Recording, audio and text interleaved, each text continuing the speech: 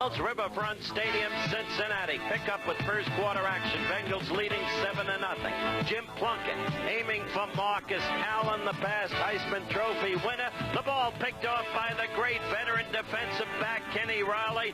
56 yards, untouched. Touchdown. The Bengals lead it 14-0. In the third quarter, it was 21-10, and Plunkett wasn't ready to fold.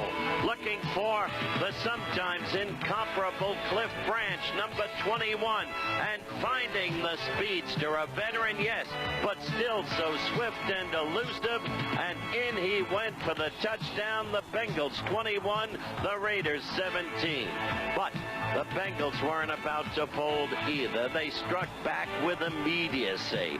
Number 14, Kenny Anderson, the brilliant quarterback, looking for the veteran wide receiver, Isaac Curtis, number 85 from San Diego State. Did you notice he stepped out of bounds there at the 28-yard line of the Raiders? But that set up ultimately this play by Kenny Anderson, doing what he does perhaps better than any other quarterback in football. The quick opening and then scampering in for the touchdown. And the Bengals led 28-17. Anderson so great. The Bengals went on to win it in a critical game. A great football team. 31-17. It was raining in RFK Stadium in Washington, and it had an effect on both teams. But Joey Theismann with this play. First to Riggins, then to Monk. Flea flicker, and down to Charlie Brown. Complete. And one would have expected a touchdown, but a subsequent interception stalled the drive. But what a great day for Charlie Brown. Look at this and look at Theismann's figures. The deep pass again to Brown. He's beaten Roynell Young, and this time it is a touchdown. That made it 10-0 Redskins. What a day for Charlie. Then in the third quarter, 10-3 Redskins. Jaworski looking for the angular one, Harold Carmichael. So often, so great in the clutch. This time, no exception. This is a 44-yard touchdown pass. The extra point failed, and the Redskins led it 10-9. It went to 13-9 Redskins in the fourth quarter. And now the rain really took hold of Jaworski. He couldn't get his footing. His hands wet. He couldn't control the football. And so there was this interception. Watch closely. The ball picked up by one of the Union's foremost activists, Mark Murphy. And the interception killed it for the Eagles. Washington still unbeaten. 4-0, only team in the league, 13-9. San Francisco. Give Kenny Stabler a cup of coffee. He's ready to play. Had a great day. This is score tie, 0-0. First quarter action. The pass to Wayne Wilson. 10 yards, touchdown, 7-0 Saints. Second quarter, it became 7-3 Saints.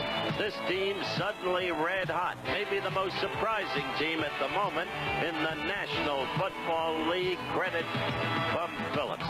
There's the handoff. Stabler to George Rogers. Heisman Trophy winner, South Carolina. Look at him go. On this jaunt, 38 yards. Set up a touchdown, and the Saints led it 13-3. Then, in the third quarter, with the score 16-6, this, Joey Montana.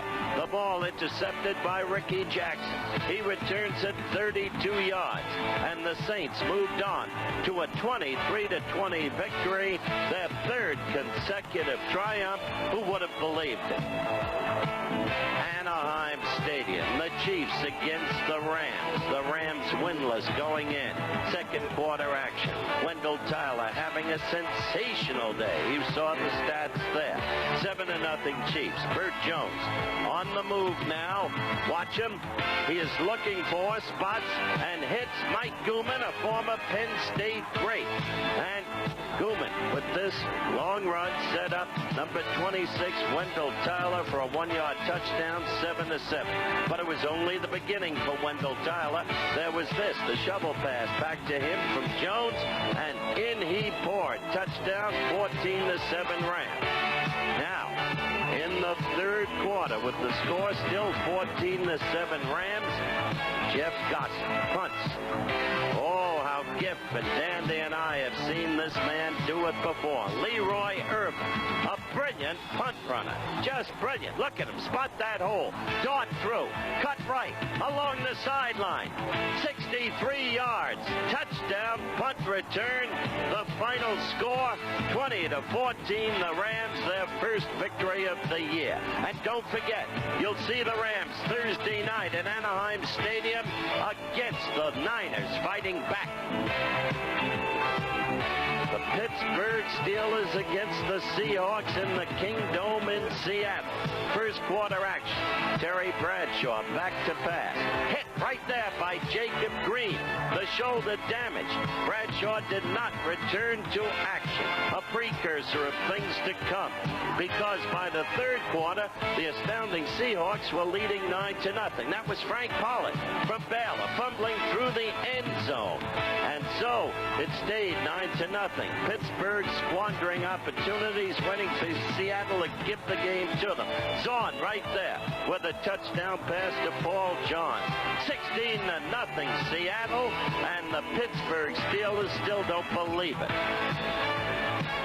Against the Jets yesterday at Shea Stadium. First quarter, Packers leading 6-0, and Richard Todd will be looking for the Olympic gold medalist, the speedster, Lamb Jones. Touchdown that made it 6-all. Both teams missed the extra point conversion attempt.